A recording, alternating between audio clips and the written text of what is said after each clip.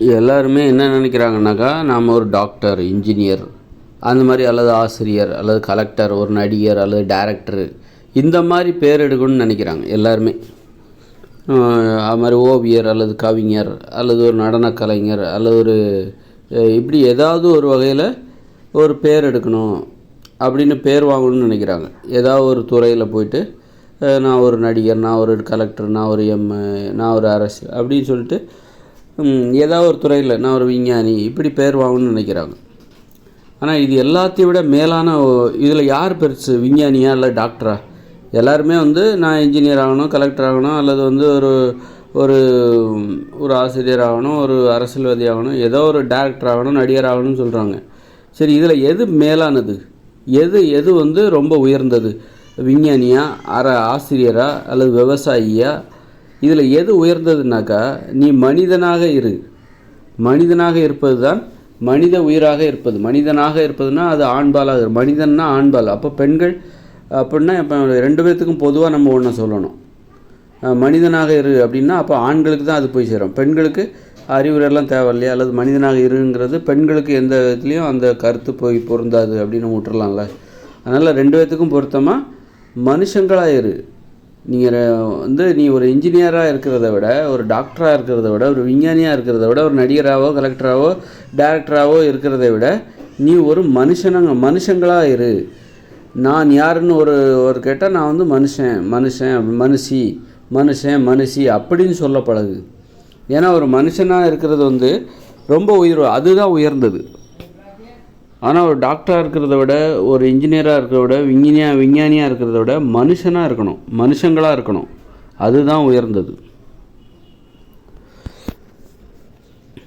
ஒரு ஓவியராக இருக்கிறத விட, ஒரு கவிஞராக இருக்கிறத விட, ஒரு நடிகராக இருக்கிறத விட மனுஷங்களாக இரு. ஒரு மனுஷியாக இரு அல்லது ஒரு மனுஷனாக இரு. அதுதான் உயர்ந்தது. ஏன்னா ஒரு மனுஷனுக்குள்ளே எல்லாமே இருக்குது. ஒரு மனுஷன்னா யார் அப்படின்னா, அவனுக்குள்ளே ஒரு மருத்துவர் இருக்கணும், அவனுக்குள்ளே ஒரு விஞ்ஞானி இருக்க வேண்டும், அவருக்குள் மனுஷங்களாக தன்னை மனித உயிராக உணர்கிறவன். நான் ஒரு மனுஷன், நான் ஒரு மனுஷி அப்படின்னு உணர்கிற ஆண்கள் பெண்கள் அனைவரும் ஒவ்வொரு உதாரணத்துக்கு ஒரு மனுஷனுக்குள்ளே என்ன இருக்கும் அப்படின்னா, அவங்ககிட்ட ஒரு விஞ்ஞானம் இருக்கும், ஒரு விஞ்ஞான அறிவு, ஒரு மருத்துவர் என்பது அவரிடத்தில் இருப்பார். ஒரு மனுஷனுக்குள்ளே என்னெல்லாம் இருக்குது பாருங்கள். அவங்ககிட்ட விஞ்ஞானி இருக்கும், ஒரு மருத்துவர் இருப்பார், அப்புறம் அவர்கிட்ட ஒரு நடன கலைஞர், அவருக்கு டான்ஸ் ஆட தெரிஞ்சிருக்கணும். அப்போ அவர்கிட்ட டான்ஸ் ஆட தெரிஞ்சிருக்கு அப்படின்னா அவர் ஒரு நடன கலைஞராக இருப்பார். பாட தெரிஞ்சிருக்கணும். ஒரு மனுஷனாக இருந்தால் எல்லா தகுதியுமே இருக்க வேண்டும், அவன் தான் மனுஷன். இல்லை ஏதாவது ஒரு தகுதி தான் எனக்கு இருக்குது, எனக்கு மருத்துவம் பார்க்க மட்டும்தான் தெரியும், எனக்கு டான்ஸ் ஆட தெரியாது அப்படின்னா அவங்களத்தான் நம்ம என்ன சொல்கிறோம், டாக்டர்னு சொல்கிறோம். அவங்களத்தான் நம்ம மருத்துவர்னு சொல்கிறோம். இல்லை எனக்கு விஞ்ஞானத்தை பற்றி மட்டும்தான் தெரியும், நான் விஞ்ஞானி, எனக்கு டான்ஸ் ஆட தெரியாது, எனக்கு மருத்துவத்தை பற்றி ஒன்றுமே தெரியாது அப்படின்னா அவரைத்தான் நம்ம விஞ்ஞானி சொல்கிறோம். ஆனால் மனுஷன்னு நம்ம யாரை சொல்கிறோன்னா, எல்லாமே இருக்குது பாரு, எல்லா திறமைகளும் இருக்கிற ஒருத்தரை தான் நம்ம மனுஷன்னு சொல்ல முடியும். அவர் மனுஷன்னு நம்ம யாரை சொல்ல முடியும் அப்படின்னா, அவருக்கு டான்ஸ் ஆட தெரியணும், பாட்டு பாட தெரியணும், சமைக்க தெரியணும், விவசாயம் பண்ண தெரியணும், விஞ்ஞானத்தை பற்றி தெரியணும், மருத்துவத்தை பற்றி தெரியணும், ஓவியம் வரைய தெரியணும், கதை சொல்ல தெரியணும், இந்த மாதிரி எல்லா திறமைகளும், விளையாட தெரியணும், எல்லா திறமைகளும் ஒருத்தர்கிட்ட இருக்குன்னா அவங்கள தான் நீங்கள் மனுஷன்னு சொல்ல முடியும். அப்போது இதில் எது உயர்ந்தது? நீங்கள் விஞ்ஞானியாக இருக்கிறது உயர்ந்ததா அல்லது மனுஷனாக இருக்கிறது உயர்ந்ததா? ஆசிரியராக இருக்கிறது உயர்வானதா? ஒரு மனுஷனாக இருக்கிறது உயர்வானதா? ஒரு டாக்டராக இருக்கிறது உயர்வானதா? மனுஷனாக இருக்கிறது உயர்வானதா? டாக்டருக்குள்ளே டாக்டர் மட்டும்தான் இருப்பார். அவர் ஏன்னா அவருக்கு அந்த துறையை பற்றி மட்டும்தான் தெரியும். அந்த துறையை பற்றி மட்டும் தெரிஞ்சுக்கிட்டால் மட்டும்தான் அவரால் அந்த துறையில் சிறப்பாக செயல்பட முடியும். அதனால்தான் மக்கள் ஏன் ஒரு துறையை பற்றி மட்டுமே தெரிஞ்சுக்கிறாங்க. இப்போ டாக்டர்னால் அதை பற்றி மட்டும்தான் அவர் தெரிஞ்சுக்கிறாரு அப்படின்னா, ஏன்னா அப்போ தான் அவரால் சிறப்பாக செயல்பட முடியும். ஏதாவது ஒன்றை தெரிஞ்சுக்கிட்டால் தான் நீ சிறப்பாக அதில் செயல்பட முடியும், அந்த துறையில் சிறப்பாக செயல்பட முடியும். எல்லா விஷயத்தையும் தெரிஞ்சுக்கிட்டேன்னா நீ எல்லா விஷயத்துலையும் நீ கொஞ்சம் தான் தெரிஞ்சிக்க முடியும். அப்போ மனுஷங்கன்னா யாருன்னா எல்லா விஷயத்தையும் பற்றி கொஞ்சம் தெரிஞ்சுக்கிட்டவங்க தான் மனுஷங்களாக இருப்பாங்க, மென்மையானவங்களாக இருப்பாங்க. மனுஷங்கன்னா யாருன்னா, இப்போ விஞ்ஞானத்தை பற்றி அவங்களுக்கு என்ன தெரியும் அப்படின்னா, இங்கே இருந்துக்கிட்டே விண்வெளியை பற்றி எப்போ மழை வரும், எப்போ பௌர்ணமி, எப்போ தேய்பிறை, வளர்பிறை, எந்த மாதம் ரொம்ப அதிகமாக வெயில் அடிக்கும், இதை பற்றி மட்டுமே தெரிஞ்சுக்கிட்டாலே போதும். அவரை நம்ம விஞ்ஞானின்னு சொல்லலாம். அவரெல்லாம் விஞ்ஞானின்னு சொல்லக்கூடாது. அப்படின்னா விஞ்ஞானத்துக்கு ஏதாவது வரையறை வச்சுருக்கீங்களா? விஞ்ஞானி என்பதற்கு ஏதாவது வரையறை வச்சுருக்கீங்களா? இந்த நிலைக்கு மேலே அறிவு இருக்கணும், அவரை தான் நம்ம விஞ்ஞானின்னு சொல்ல முடியும். மருத்துவர்னால் யார்? இந்த நிலைக்கு மேலே அவருக்கு மருத்துவ அறிவு இருக்க வேணும், அவரை தான் மருத்துவர்னு சொல்லுவீங்களா? இப்போ எனக்கு தெரியும், ஏன்னா நான் என்னை மருத்துவராக உணர்கிறேன் அப்படின்னா என்ன அர்த்தம்? அப்படின்னா எனக்கு சர்டிஃபிகேட் கிடையாது. அதே நேரத்தில் எனது உடலை வந்து நோய் வராமல் பாதுகாக்கக்கூடிய அந்த திறன் எனக்கிட்ட இருக்குது, அந்த விழிப்புணர்வு என்கிட்ட இருக்குது. என்ன சாப்பிடணும், என்ன சாப்பிடக்கூடாது அப்படிங்கிற எல்லா விஷயமும் எனது உடலை ஆரோக்கியமாக வைத்து கொள்வதற்கு ஒரு பிறருடைய உதவி இல்லாமல் எனக்கே ஓரளவுக்கு தெரியும். அப்படிங்கும்போது அப்போ நானும் ஒரு மருத்துவர் தானே. அப்போ நான் வந்து ஒரு மருத்துவராகவும் இருக்கிறேன். எனக்கு இந்த அறிவே போதுமானது. நான் மற்றவங்களுக்கு சிகிச்சை செய்கிற அறிவு எனக்கு தேவையில்லை. என் உடம்பை நான் பார்த்துக்கிறதுக்கே எனக்கு போதுமானது. நான் வந்து நோய்கள் வருவதற்கு முன்பே நான் என்னை பாதுகாத்துக் கொள்கிறேன். நோய் வந்த பிறகு போராடாமல், நோய் வருவதற்கு முன்பே நான் நோய் வந்த பிறகு என்னால் குணப்படுத்த முடியாது. அந்த அறிவு எனக்கு வந்து பெருசாக கிடையாது. ஒரு நோய் வந்த பிறகு, ஒரு புற்றுநோய் வந்த பிறகு, ஒரு சுகர் வந்த, ஒரு சக்கரவியாதி வந்த பிறகு, ஒரு சிறுநீரகம் செயலிழந்து போன பிறகு அதை எப்படி செயல்பட வைப்பது என்பது எனக்கு தெரியாது. அதை நான் ஒத்துக்கிறேன், தெரியாது. அதனால் நான் அதே நேரத்தில் நான் இன்னொருத்தரையும் நம்ப மாட்டேன். மருத்துவர்கள் இருக்கிறாங்க, அவங்க பார்த்துப்பாங்க, நீ வேணால் என்ன வேணாலும் சாப்பிடு, சிறுநீரகம் செயலிழந்து போனால் இப்போ என்ன, மருத்துவர்கள் இருக்காங்க, அவங்க பார்த்துக்க போகிறாங்க அப்படின்னு சொல்லிட்டு நான் மற்றவங்க மேலே நம்பிக்கை வச்சுக்கிட்டு நான் என்ன வேணாலும் செய்ய மாட்டேன். எனக்கு என் மேலே தான் நம்பிக்கை. என்னால் என்ன எப்படி பாதுகாத்துக்க முடியுமோ அதற்குள்ளே நான் எனது வாழ்க்கையை வைத்துக்கொள்கிறேன். மற்றவங்க மேலே நம்பிக்கை வச்சுக்கிட்டு நான் கண்ணா பின்னான்னு நான் வந்து சாப்பிட்டுட்டு என் உடம்புல நோயை வரவழைச்சிட்டு டாக்டர் எனக்கு வந்து புற்றுநோய் வந்துடுச்சு, எனக்கு வந்து சக்கரவியாதி வந்துடுச்சு, எனக்கு வந்து ஆஸ்மா வந்துடுச்சின்னு சொல்லிட்டு நான் இன்னொருத்தரை நம்பி அவர்கிட்ட போயிட்டு நீங்கள் தான் என்ன காப்பாற்றணும் அப்படின்ட்டு நான் அந்த நிலைக்கு நான் போகக்கூடாது. அப்படிங்கிறனால அது வந்து எனக்கு நானே என்ன பாதுகாத்துக்கணும். அதுக்கு தகுந்த மாதிரி நான் என்ன பண்ணுறேன், நோய்கள் வருவதற்கு முன்பே நோய்கள் வராதவாறு எனது உணவு முறையை அமைத்துக் கொள்கிறேன். அதனால் நோய் வராமல் பாதுகாக்க எனக்கு தெரியும். நோய்கள் வராமல் பாதுகாக்க எனக்கு தெரியுமே தவிர நோய்கள் வந்த பிறகு அதை குணப்படுத்த எனக்கு தெரியாது. அதனால தான் நோய்கள் வராததுக்கு முன்னே அதை நான் தடுக்கிறேன். ஏன் நான் நோய்கள் வராததுக்கு முன்னே நான் தடுக்கிறேன்? நோய்கள் வருவதற்கு முன்பே நான் ஏன் விழிப்புணர்வோடு இருக்கிறேன் அப்படின்னா, நோய் வந்தால் எனக்கு குணப்படுத்த தெரியாது. நோய் வந்துச்சுன்னா அதை எப்படி குணப்படுத்தணும்னு எனக்கு தெரியாது. அதனால்தான் நான் இன்னொருத்தரையும் நம்புவதற்கு தயாராக இல்லை. இன்னொருத்தரை நம்புகிறேன், யாராவது டாக்டர் இருக்காங்க, அவங்க குணப்படுத்திடுவாங்க அப்படின்னு சொல்லிட்டு அவங்க குணப்படுத்திடுவாங்க தான். சரி, குணப்படுத்துவாங்க மாட்டாங்க, அது வேறு விஷயம். குணப்படுத்திடுவாங்க அப்படின்னு சொல்லிட்டு நம்ம அதுக்கு பணத்துக்கு எங்கே போகிறது? ஒவ்வொரு டாக்டரும் 10,000 கொடு 20,000 கொடுன்றாங்க. அதனால் நம்ம மற்றவங்கள நம்புறதுனால நமக்கு நிறைய செலவு. உண்மையிலே அது குணமாகுமான்னு சொல்ல முடியாது. வாழ்க்கையே வந்து நோய்களால் வந்து நம்ம நரகத்தில் வாழ்வது போன்ற அனுபவம் தான் நமக்கு கிடைக்கும்.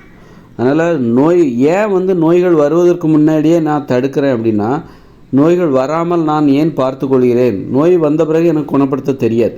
அதனால்தான் நோய் வந்த பிறகு எனக்கு எப்படி நான் சிகிச்சை கொடுத்து கொள்ள வேண்டும் என்பது பற்றி எனக்கு தெரியாது. அதனால்தான் நோய் வருவதற்கு முன்பே நான் வந்து ரொம்ப விழிப்போடு இருக்கேன். எனக்கு நோய் வந்த பிறகு என்ன குணப்படுத்த முடியும் அப்படின்னா, அந்த மருந்து சாப்பிட்டு நான் சரி பண்ணிடும் அப்படின்னா, நான் நோய் வருவதற்கு முன்பே விழிப்போடு இருக்க வேண்டிய அவசியம் இல்லை. நோய்கள் வராமல் என்னை முன்கூட்டியே பாதுகாத்து கொள்ள வேண்டிய அவசியம் இல்லை. நோய் வந்தால் தான் எனக்கு வந்து மருத்துவம் தெரியுமே, அல்லது அந்த மருத்துவத்தை வச்சு நோய் வந்த பிறகு நான் குணப்படுத்திக்க போகிறேன். அதுக்காக போயிட்டு நான் எதுக்கு பயந்துட்டு கிடக்கணும்? அப்போது நான் வந்து எதற்காக நோய்கள் வருவதற்கு முன்னாடியே நான் ஏன் பார்த்துக்கிறேன், வராமல் பார்த்துக்கிறேன் அப்படின்னா, நோய் வந்த பிறகு எனக்கு சிகிச்சை செய்கிற அந்த மருத்துவ அறிவு எனக்கு கிடையாது. அதனால் நோய்கள் வருவதற்கு முன்பே நான் என்னை பாதுகாத்துக் கொள்கிறேன். நோய் வந்துருச்சு அப்படின்னா நிறைய செலவாகும், அதெல்லாம் இருக்குது. நோய் வந்த பிறகு அது முற்றிலும் குணமடையும்னு சொல்ல முடியாது. குணமாகிறதுக்கு எந்த உத்தரவாதமும் கிடையாது. ஏன்னா நோய்களை குணப்படுத்த முடியும் அப்படிங்கிறதுக்கு எந்த உத்தரவாதமும் கிடையாது. அதனால் நோய்கள் வந்த பிறகு ஒரு டாக்டராலேயே குணப்படுத்த முடியல. எவ்வளோ 5 வருஷம் எம்பிபிஎஸ் படிக்கிறாங்க, 10 வருஷம் அதெல்லாம் படிச்சுட்டு வர அந்த டாக்டராலேயே ஒரு நோயை குணப்படுத்த முடியல. ஒரு சக்கரை நோயை குணப்படுத்த முடியல, ஒரு புற்றுநோயை குணப்படுத்த முடியல, ஒரு ஆஸ்மாவை குணப்படுத்த முடியல. அப்படின்னா சாதாரண மனுஷங்களால் எப்படி முடியும்? நோய்கள் வந்துருச்சுன்னா யாராலையும் குணப்படுத்த முடியாது. எங்கேயோ ஒரு விதிவிலக்காக அங்கே குணமாகும், இவங்களுக்கு குணமாயிடுச்சு அப்படின்னு சொல்ல வேண்டியது. பெரும்பாலான மக்கள் குணமாகுதா? நோய்கள் வந்துச்சுன்னா குணப்படுத்த முடியாது. சாதாரண மனுஷனாலையும் சரி, பெரிய மருத்துவர்களால் கூட குணப்படுத்த முடியாது. அப்போ நம்ம என்ன பண்ணணும் அப்படின்னா, நோய்கள் வருவதற்கு முன்பே நம்ம நோய்கள் வருவதற்கு என்ன காரணம் அதை தெரிஞ்சுக்கிட்டு அந்த காரணத்தை நம்ம சரியாக புரிஞ்சுக்கிட்டோன்னாக்கா நோய்கள் வருவதற்கு முன்பே தடுத்து விடலாம். அப்போ நோய்கள் வருவதற்கு முன்பே நாம் தடுத்து விட்டால் நமக்கு மருத்துவர் தேவையில்லை, நாமளே நம்ம உடம்பை பார்த்துக்கலாம். நோய்கள் வந்துருச்சுன்னா மருத்துவர்களால் கூட குணப்படுத்த முடியாது. அவ்வளோ பெரிய பிரச்சனை நோய் என்பது அவ்வளோ பெரிய ஒரு பிரச்சனை. நோய்கள் வந்துருச்சுன்னா 10 வருஷம் படித்த மருத்துவ ஆராய்ச்சியாளர்களால் கூட அந்த நோயை குணப்படுத்த முடியாது. அதானே உண்மை, அதானே நிதர்சனம், இன்றைக்கி நடந்துகிட்ருக்கிற உண்மை அதானே. அவ்வளோ படிப்பு படிக்கிறாங்க உலகம் முழுக்க. வெறும் அந்த மருத்துவர்கள் ஒரு உலகம் முழுக்க அவங்க ஒன்றோடு ஒன்று தொடர்புடையவர்கள். அந்தளவுக்கு ஒற்றுமையாக போராடுறாங்க. வெறும் தனி மனித மருத்துவ போராட்டம் கிடையாது, தனி மனித மருத்துவரோட போராட்டம் கிடையாது. உலகத்தில் ஒரு கோடிக்கணக்கான மருத்துவர்கள் இருக்காங்க. அவங்க எல்லாருமே நோய்களுக்கு எதிராக போராடிக்கிட்டு இருக்காங்க. ஆனாலும் இந்த நிறைய நோய்களை குணப்படுத்தவே முடியலை. அந்த அளவுக்கு நோய்கள் வலிமையானது. அப்படி இருக்கும்போது மருத்துவர்களால் கூட குணப்படுத்த முடியாது அப்படின்னா சாதாரண மக்களால் குணப்படுத்த முடியாது அப்படின்னா, ஆனால் அப்போ நம்ம என்ன பண்ணணும் அப்படின்னா, நோய்கள் வருவதற்கு என்ன காரணம்னு தெரிஞ்சுக்கிட்டா, அப்போ நோய்கள் நம்ம ஆரோக்கியமாக இருக்கும்போதே நோய்கள் வரக்கூடிய எந்த செயலையும் நம்ம செய்யக்கூடாது. நோய்கள் வருவதற்கு என்ன காரணம்னு தெரிஞ்சுக்கிட்டு அந்த காரணத்தை நம்ம செய்யக்கூடாது. செய்யாமல் நோய்கள் வருவதற்கு முன்பே தடுத்து விட வேண்டும். நோய்கள் வராமல் நம்ம உடம்பு பார்த்துக்கணும். ஏன்னா நோய் வந்துச்சுன்னா நம்மளால் குணப்படுத்த முடியாது, நம்மளால் யாராலையும் குணப்படுத்த முடியாது. அதனால் நோய்கள் வருவதற்கு முன்பே நாம் தடுத்து விட வேண்டும். அதனால் ஒரு மனுஷங்க அப்படின்னா அவங்க யாருன்னா மென்மையானவங்க. அவங்களுக்கு எல்லாமே தெரிஞ்சிருக்கணும். நடனம் ஆட தெரிஞ்சிருக்கணும், பாட தெரிஞ்சிருக்கணும், விளையாட தெரிஞ்சிருக்கணும், அப்புறம் கருத்துக்களை பேச தெரிஞ்சிருக்கணும். இப்போ நான் பேசுகிறேன்ல, அது மாதிரி பேச தெரிஞ்சிருக்கணும். அந்த மாதிரி விஞ்ஞானத்தை பற்றி ஒரு அளவு தான். விஞ்ஞானி அதுக்குள்ளே போயிடுவார், அவர் விண்வெளிக்கே போயிடுவார். அந்த அளவுக்கு அறிவு தேவையில்லை அவருக்கு. அது மட்டும் தான் தெரியும், விண்வெளியை பற்றி மட்டும் தான் தெரியும், வேறு மருத்துவத்தை பற்றி எதுவுமே தெரியாது. அது மாதிரி அதெல்லாம் ஆனால் அப்போ எல்லா விஷயத்தையும் தெரிஞ்சுக்கிறவங்க பெரியவங்களா, ஏதாவது ஒரு விஷயத்தில் ரொம்ப அதிகமாக தெரிஞ்சுக்குப்பாங்க. ஆனால் மற்ற விஷயத்தை பற்றி அவங்களுக்கு ஒன்றுமே தெரியாது. இதில் யார் அப்போ பெரியவங்க? எல்லா விஷயத்தையும் பற்றி தெரிஞ்சுக்கிறாங்க பாருங்கள், அவங்க தான் பெரியவங்க. அப்போ மனுஷங்கன்னா யாருன்னா எல்லா விஷயத்தை பற்றி தேவையான அளவு தெரிஞ்சுக்கிறவங்க.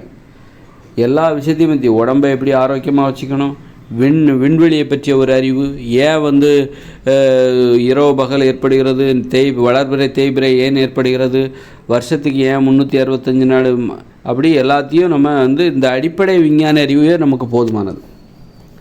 அது மாதிரி ஒரு அடிப்படையான ஒரு உடம்பை பற்றின ஒரு அடிப்படையான புரிதல் போதுமானது. ரொம்ப இஞ்சி பை இஞ்சி அணுவாக ஆராய்ச்சி பண்ண வேண்டிய அவசியம் இல்லை. அணுவாக ஆராய்ச்சி பண்ணால் நீ மருத்துவத்தை பற்றி மட்டும்தான் தெரிஞ்சுப்ப, மற்ற விஷயத்தில் நீ முட்டாளாக இருப்ப. அதனால் எல்லா விஷயத்துலேயும் நமக்கு தேவையான அறிவோடு இருப்பது பெருசா, ஏதாவது ஒரு விஷயத்தில் பெரிய மேதாவியாக இருந்துக்கிட்டு மற்ற எல்லா விஷயத்துலேயும் நீ முட்டாளாக இருக்கிறது பெருசா? அப்போ மனுஷங்க அப்படின்னா நீ எல்லா விஷயத்துலேயும் தேவையான அளவு தெரிஞ்சுக்கிட்டால் போதும், அவங்க தான் மனுஷங்க. ஏதாவது ஒரு விஷயத்தில் மட்டும் பெரிய அறிவாளியாக இருப்பாங்க, ஏதாவது ஒரு துறையில் மட்டும் பெரிய அறிவாளியாக இருப்பாங்க, மற்ற விஷயத்தில் முட்டாளாக இருப்பாங்க. அவங்கள நீங்கள் மனுஷங்கன்னு சொல்லாத. மனுஷங்கன்னா அறிவுடையவர்கள் என்ற அர்த்தம். அவர்கள் தங்கள் வாழ்க்கைக்கு தேவையான அனைத்தையும் பற்றி ஒரு குறைந்தபட்ச தேவையான அளவுக்கு அறிவுடையவர்கள் என்று பொருள், மேன்மையானவர்கள் என்று பொருள். ஆனால் நீ விஞ்ஞானின்னு சொன்னியோ, டாக்டர், இவங்கெல்லாம் அந்த துறையை பற்றி மட்டும்தான் அவங்களுக்கு தெரியும், மற்றதை பற்றி அவங்களுக்கு ஒன்றுமே தெரியாது. மற்ற விஷயத்தில் அவங்க முட்டாளாக இருப்பாங்க. அதனால் எல்லாமே தெரிஞ்சிருக்கணும். ஒருத்தருக்கு ஆட தெரியணும், பாட தெரியணும், விளையாட தெரியணும். விளையாட தெரிஞ்சால் மட்டும் போதாது, விளையாடணும். பாட தெரிஞ்சால் மட்டும் போதாது, பாடணும். தினமும் நடனம் ஆட தெரிஞ்சால் மட்டும் போதாது, டெய்லி நடனம் ஆடணும். ஒரு 10 நிமிஷமாச்சு நடனம் ஆடணும். மனித நடனம் என்பது அதை ஆடுவதற்கு 10 நிமிடம் 5 நிமிடமே போதுமானது, டெய்லி ஆடுறதுனால. அதனால் யார் பெரிதானவர்கள்? விஞ்ஞானி பெருசா, மனுஷங்கன்னா யாருன்னா எல்லா வித திறமைகளும் எல்லா வித அறிவும் தேவையான அளவுக்கு தெரிந்து கொண்டவர்கள் தான் மனுஷங்கன்னா எளிமையானவங்கன்னு அர்த்தம். ஆனால் விஞ்ஞானி, டாக்டர், அவங்களுக்கு தான் இங்கே மதிப்பு. அவங்கள பார்த்தா தான் பயப்படுவாங்க, மனுஷங்களை பார்த்தா பயப்பட மாட்டாங்க. ஏன்னா மனுஷங்களுக்கு எல்லாத்தையும் பற்றி தெரியும், ஆனால் கொஞ்சம் தான் தெரியும், தேவையான அளவு தான் தெரியும்.